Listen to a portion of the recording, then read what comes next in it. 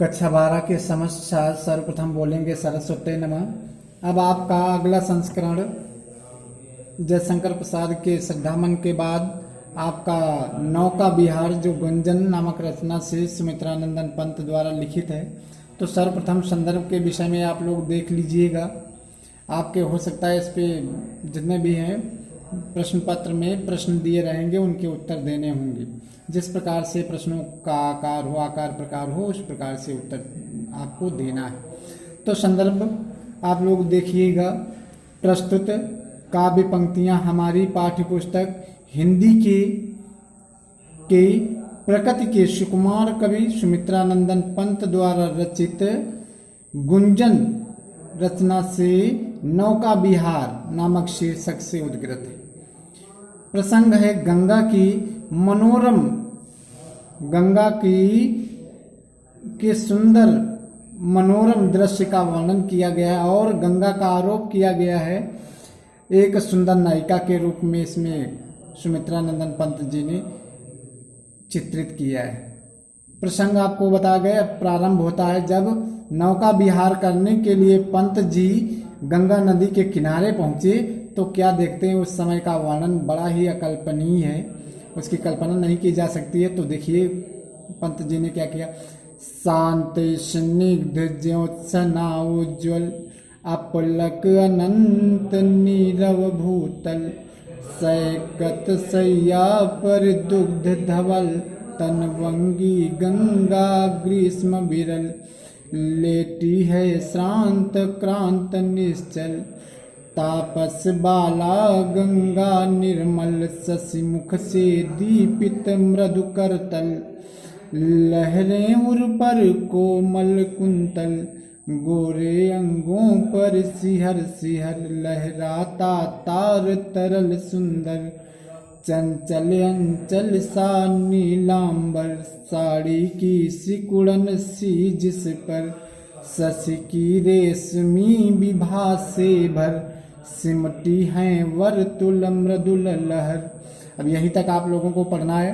देखिए भाषा आपकी इनकी कितनी साहित्यिक तत्सम युक्त संस्कृत युक्त शुद्ध साहित्यिक परिष्कृत खड़ी बोली है। तो आप लोग देख लेंगे कितने अच्छे अच्छे शब्दावलियां हैं, साहित्यिक है, शुद्ध परिष्कृत है। शांत, तब वहां पहुंचे गंगा नदी के तट पर तो क्या देखते हैं पंत जी, उस समय का वातावरण एकदम शांत स्निग्ध और उज्जवल उज्जवल स्वच्छ चांदनी से युक्त था। जो सना माने चांदनी, वहां का वातावरण एकदम शांत। कहाँ का, गंगा पर जब पहुंचे हैं, गंगा का वातावरण उस समय एकदम शांत स्निग्ध उज्जवल अर्थात स्वच्छ और चारों तरफ चांदनी फैली हुई थी। जो सना माने चांदनी और अपलक अनंत नीरव भूतल, और यह अनंत माने आकाश बिना पल अर्थात अपलक पलकों को बिना बंद किए हुए इस शब्द रहित पृथ्वी की ओर देख रहा था। अर्थात उस समय पृथ्वी का वातावरण भी बड़ा शांत था। नीरव माने आवाज से रहित या शब्द से रहित। तो ध्यान पूर्वक पढ़ेंगे, प्रत्येक शब्द का अर्थ देते हुए चले। अपलक माने बिना पलकों को बंद न करना। अनंत माने आकाश, आला आकाश बिना पलकों के बंद किए हुए इस निस्तब्ध पृथ्वी की ओर देख रहा था। आगे बढ़ते हैं। तब क्या हुआ, सुमित्रानंदन पंत जी ने वर्णन किया। सैकत सैया पर दुग्ध धवल तनवंगी गंगा ग्रीष्म विरल, विरल माने होता है पतली, ग्रीष्म माने गर्मी के कारण, अर्थात गर्मी में जो गंगा की धारा होती है क्या हो जाती, जल के अभाव के कारण पतली हो जाती। इस समय नायिका का आरोप किया है। ग्रीष्म जैसे वह गंगा रूपी नायिका इस प्रकार प्रतीत हो रही है कि मानो कि गर्मी के कारण विरल माने दुबली पतली हो गई।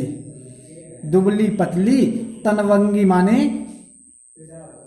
तनवंगी, छरहरे शरीर वाली, छरहरे अंगों वाली वह गंगा गर्मी के कारण दुबली पतली हो गई।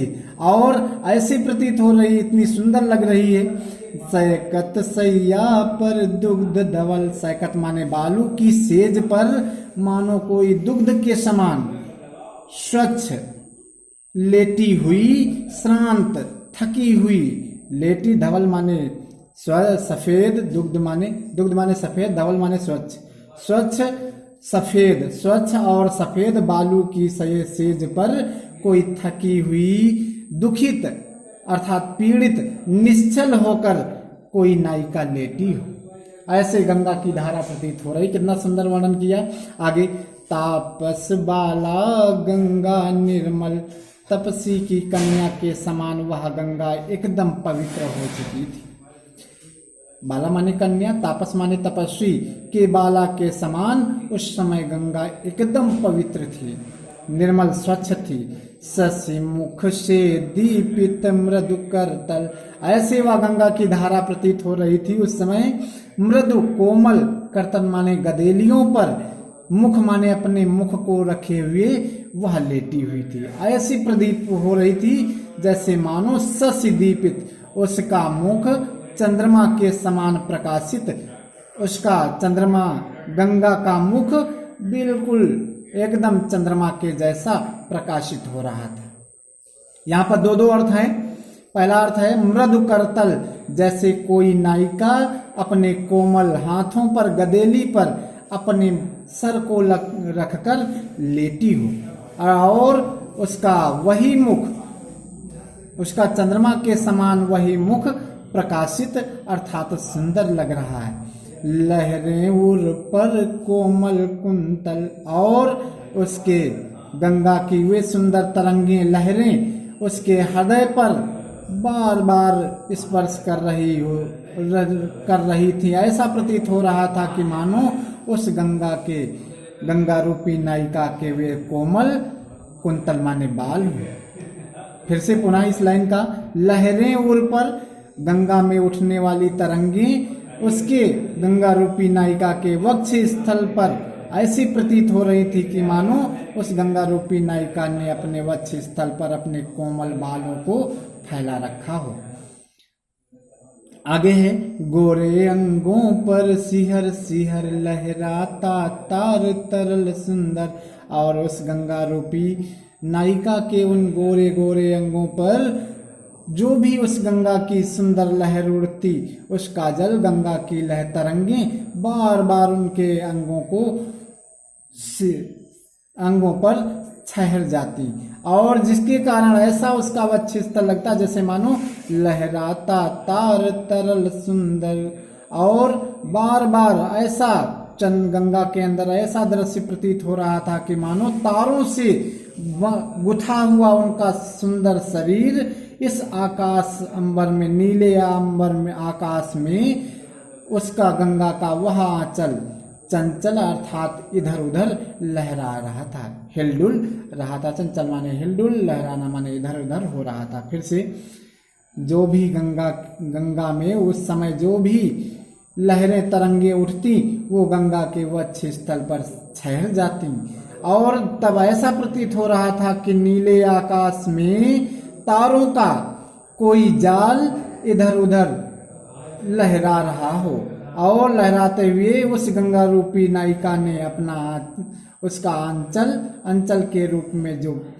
हिलता डुलता हुआ प्रतीत हो रहा था। और साड़ी की सिकुड़न सी जिस पर, अब गंगा रूपी नायिका ने क्या पहन रखा है, जब कोई भी नायिका लेटती है तो उसके सुंदर वस्त्र, उसकी साड़ियां थोड़ी सिकुड़ जाती हैं, तो उस समय का दृश्य है। तो वह गंगा की धारा बिल्कुल ऐसे लग रही थी, उस नायिका की साड़ी में थोड़ी सी सिकुड़न आ गई हो, सिमट गई हो, जिसके कारण शशि की रेशमी विभा से भर, और शशि की रेशमी ऐसा लग रहा है वह साड़ी चंद्रमा के समान रेशमी किरणों से युक्त थी, अर्थात उस नायिका ने वो जो साड़ी पहन रखी थी वह रेशमी क्रांति से युक्त थी, और सिमटी वह अर्थात जब वो लेटी तो उसकी वह साड़ी थोड़ी सिमट कर वर्तुल माने गोल और कोमल लहरों के रूप में प्रतीत हो रही थी। अर्थात उस नायिका के पक्ष में एक अर्थ, एक पक्ष गंगा के अर्थ में, दोनों चलेंगे। जिस प्रकार से साड़ी कोई नायिका पहनती है उस प्रकार से वह गंगा की धारा भी गोल लग रही थी और वह लहर बिल्कुल एकदम कोमल हुई सी और गोल सिमटी हुई सी प्रतीत, साड़ी की सिकुड़न के समान प्रतीत हो रही थी। इस पर गंगा के दृश्य का बड़ा ही मानवीकरण किया गया है। रूपक, उपमा और मानवीकरण अलंकार है तथा शुद्ध साहित्यिक परिष्कृत खड़ी बोली है। स्वच्छंद छंद है, छंद का नाम है स्वच्छंद, और श्रृंगार रस है, लक्षणा शब्द शक्ति है। और आपका इतना आप हो सकता है पीछे आपके अभ्यास कार्य हेतु प्रश्न दिए हों और उनका आप लोग इसी से प्रश्न आप लोग छाटेंगे और उनके उत्तर आप लोग अपनी पुस्तिका पर लिखेंगे। धन्यवाद।